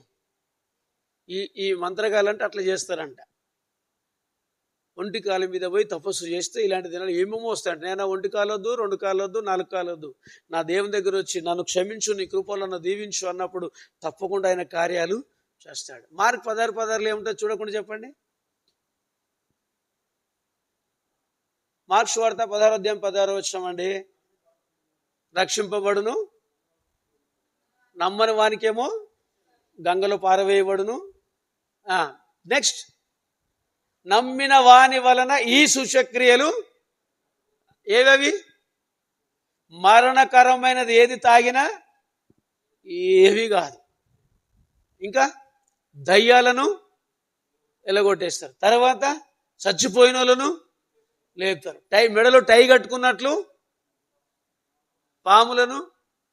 ఇంకేం కావాలండి? వాడు ఏదేదో చేస్తాడంట 45 రోజులు. అంతకిన్న శక్తిమంతుడు దేవుడు నాకున్నాడు. కాబట్టి ఆయన కృపలో ఆయన కోసం నిలబడ్డప్పుడు నా గురించి తను ఎన్నో ప్రణాళికలు కలిగించాడు. మీకు విషయం తెలుసా? దేవదూతలకే తీర్పు తీర్చే స్థానంలో దేవుడు మనం నిలబెడుతున్నాడు. హల్లెలూయా. ఈ లోకములో ఉన్న ఎంత అండి ఆఫ్టర్ ఆల్ అవన్నీ. కనుక విశ్వాసములో, దేవుని కృపలో, దేవుని చిత్తములో, నీ కృప నా మీద ఉంచి నీ చిత్తానుసారంగా నన్ను నడిపించు ప్రభువా అని ప్రార్థించినప్పుడు అనేక జీవితాలు. మీరున్నారు, మీ ఇంటి పక్కల ప్రభుని ఎరగని వాళ్ళు ఉన్నారు, బలహీనంగా ఏదో ఉన్నారనుకోండి, అయ్యగారి దాకా అవసరం లేదు, మీరే వెళ్ళి ప్రార్థన చేసి అక్కడ స్వస్థపరిచి వాళ్ళని ఆదివారం సంఘం తీసుకొచ్చి సాక్ష్యం చెప్పిపియాలి. ఇది కష్టతరమైన పని అంటారా? అది అయ్యగారుల పని, మేము తిని నిద్రపోవడం మా పని అందామా? హల్లెలూయా. తప్పకుండా అండి, తప్పకుండా అది మీరే చేయాలి. బాప్తిజం తీసుకున్న వాళ్ళందరూ ఆ కార్యం చేయాలి. అయ్యగారు ఏం చేయాలంటే సర్వసత్యంలోనికి వాక్యం బోధించి వాక్యములో అంటుకట్టి నూరంతలుగా ఫలించేటట్టు వారు చేస్తారు. ఈ స్వస్థతల అద్భుతాలన్నీ విశ్వాసులే చేయాలి. హల్లెలూయా. గొర్రెని కంటుంది, మనిషి గొర్రెని కనడు. హలో, ఏమన్నాను? మనిషి ఏం చేస్తాడంటే గొర్రెకి కావాల్సిన మేత పెడతాడు, ఆ మేత వాక్యం పెడతాడు. మీరేం చేయాలంటే 1, 4, 8, 8, 16, 32 చేయుదుముగాక. ఇక్కడ విన్నవి నేర్చుకున్నవి స్వస్థతలు చర్చిలో ఎట్లా చెప్తామో చుట్టుపక్కలకి అమలకులకి పిలిచినప్పుడు కూడా అట్లా చెప్పాలి. కూర్చున్న చోటల్లా కాని కబుర్లు, గాలి కబుర్లు కాకుండా ఈ క్రియలు చెప్పినప్పుడు నా దేవుడు మీ దేవుడు అన్న మాట ఎత్తొద్దు. ఈరోజు ఏం తెలిసింది తెలుసా అనేసి టూకీగా చెప్తూ ఉండాలి. మా దేవుడు మీ దేవుడు లేడు, అందరికీ యేసుక్రీస్తు అందరికీ ప్రభు. ఒక చోట చెప్పాను, యేసుక్రీస్తు ఎవరికి ప్రభు అంటే ఇట్లా చూస్తున్నాడు ఒక ఆయన, అయ్యా నీ గాదా అంటే అలా అడుగుతున్నావు అని. కొన్ని చోట్ల అడిగాను, యేసుక్రీస్తు స్త్రీలకు ప్రభువు అని చెప్పాను. కరెక్టా తప్ప? స్త్రీలకు అడుగుతున్నాను, యేసుక్రీస్తు స్త్రీలకే ప్రభువు. ఏమండి ఏమండి కొంచెం గట్టి చెప్పండి అవ్వ. యేసుక్రీస్తు పురుషులకే ప్రభువు. ఎట్లా చెప్తున్నారు మీరు? నేను ఇప్పుడు సిస్టర్స్ ఉన్నారు, ఏమనుకోవద్దు. ఇప్పుడు అందరికీ ప్రభువా? ఇప్పుడు సిస్టర్ ఉన్నది, సిస్టర్ తర్వాత భర్త ఉన్నాడు, భర్త తర్వాత పిల్లలు ఉన్నారు. ఇప్పుడు అందరికీ ప్రభు అయితే కుటుంబ సమేతంగా మందిరానికి వచ్చారా, ఒకరే వచ్చారా? ఎవరైనా ఒక్కరే వచ్చారా, అందరూ వచ్చారా? మీరు చెప్పండి. ఎగలారు మీ నోట్లే ముత్యాలు రాలిపోను, నాకేం వద్దు. కానీ అందరికీ ప్రభు అంటే ఎప్పుడు కూడా కుటుంబ సమేతంగా చర్చికి రావాలి. అందరికీ ప్రభు అయితే. హల్లెలూయా. మేము లెక్కలేసుకున్న ప్రకారముగా వినండి, మేము లెక్కలేసుకున్న ప్రకారముగా మన హిందూ సహోదరులు ఉంటారు కదా, 97% కుటుంబ సమేతంగా వాళ్ళు టెంపుల్స్కి వెళ్తారు. హిందూ సహోదరులందరూ. ముస్లిం సహోదరులందరూ స్త్రీలు ఇంట్లోనే ఉంటారు, పురుషులు 100% వెళ్తారు. శుక్రవారం వచ్చిందని ఏ పని ఉన్నా క్లోజ్ చేసి తప్పకుండా వెళ్తారు. 97% హిందువులు వెళ్తారు, 100% ముస్లింలు వెళ్తారు. క్రైస్తవులు ఎంత వెళ్తారు తెలుసా అండి? సర్వే ప్రకారముగా 65 నుంచి 75 మధ్యలో స్త్రీలు వెళ్తారు. ఇది నిజం. 65 నుంచి 75% స్త్రీలు వెళ్తారు, 25 నుంచి 35% పురుషులు వెళ్తున్నారు. మరి అందరికీ దేవుడు అయినప్పుడు అందరు ఉండాలి కదా, అవునా? చెప్పండి. ఇది నిజంగా సర్వే ప్రకారంగా చెప్తున్నాను. ఏ చర్చిలో చూడండి పురుషులు స్త్రీలు సమానంగా వస్తారానా? ఏ చర్చిలో చూడండి సమానంగా రానేరారు. స్త్రీలు ఎక్కువ ఉంటారు, పురుషులు తక్కువ ఉంటారు. పిల్లలైతే అసలే ఉండరు, చాలా తక్కువ, 1, 2, 3, 4 ఉండడం. అందుకని నేనేం చేసినంటే దాన్ని అపొస్తలుల కార్యం 10:36 ఉంటుంది, యేసుక్రీస్తు వారు అందరికీ ప్రభు అని. దాన్ని మార్చేసి మెల్లగా యేసుక్రీస్తు స్త్రీలకే ప్రభువు పెట్టేద్దామా? అందరికీ ప్రభు అంటే భర్తతో పాటు, భార్యతో పాటు, పిల్లలతో పాటు, ఇంటికి తాళం, ఇంట్లో ఉన్న వాళ్ళందరూ మందిరంలో ఉండాలి. అప్పుడు అందరికీ ప్రభు. యెహోషువ 12:24-15 ఏమంటాడు? నేనును పొరుగింటి వారు కాదండి, నేనును. ఆ మాట అప్పుడు నెరవేరుతుంది. గుడికి ఒక్కరోజు కూడా రాడైనా నేను నా ఇంటి వారందరూ సేవించుదామని ఎక్కడ సేవిస్తారండి? పిల్లలేమో సినిమా హాల్లో, భర్తనేమో కంపౌండ్లో, భార్యనేమో చర్చిలో. నేను నువ్వు ఆ ఇంటి వారు సేవించుదామంటే ఎక్కడ దానికి పేరు? అలాగా ఉండకుండా 100కి 100% తప్పకుండా ఆదివారం అంటే చాలు. అందరికీ 2-3 పండుగలు ఉంటే క్రైస్తవుడికి ప్రతి ఆదివారము ఒక క్రిస్మసే, ఒక ఈస్టరే, ఒక 1 జనవరి పండుగనే. అలాగా ఉన్నప్పుడు చూడండి దుష్టుడు ఎంత కన్నేసినా మనకి ఏది కూడా జరగదు. ఎంతగా వాళ్ళు మన మీద పడి ఏడుస్తుంటే మనం అంతగా ఆశీర్వదించబడతాం, అభివృద్ధిలోనికి వెళుతూనే ఉంటాం. హల్లెలూయా. మనుషుడు శపిస్తే మనకైతుంది అనుకుంటే ఇక దేవుడు ఎందుకు? అవునా చెప్పండి.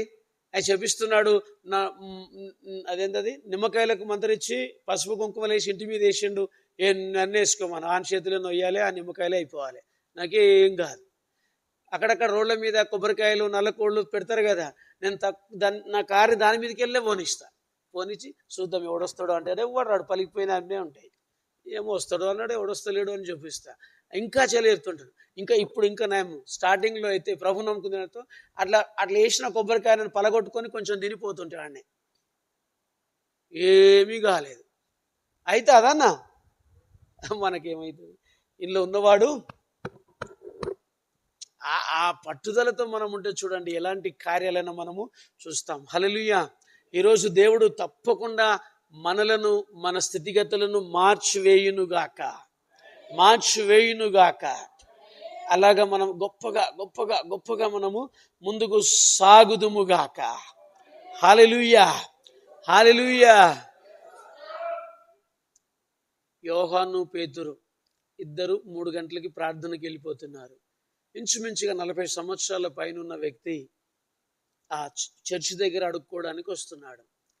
ఆ పాస్టర్లను చూసి ఏమన్నా ఇస్తారేమని చేయి జాపి, అయ్యా సహాయం చేయండి అంటే వాళ్ళు ఏమన్నారు ఇద్దరు చెప్పండి. అపోస్తల కార్యం 3వ అధ్యాయం, వెండి బంగారములు మా యొద్ద లేవు గాని మాకు కలిగినదే నీకు ఇస్తున్నామని నజరేయుడైన, చెప్పండి మీరు చెప్పరు నాయనో, నేను అడిగి రావాలైంది, నజరేయుడైన యేసు నామములో లే అనగానే 40 ఏళ్ళు లేవలేని 2 కాళ్ళు పనిచేయనోడు లేచి గంతులేసుకుంటూ మందిరంలోకి వెళ్ళిపోయాడు. మందిరం అంతా గంతులేస్తూ పాటలు పాడి చెప్పాడు. ఈరోజు ఏ స్థితి ఉన్నా మనము లేచి గంతులు వేయుదుముగాక. వేద్దామా?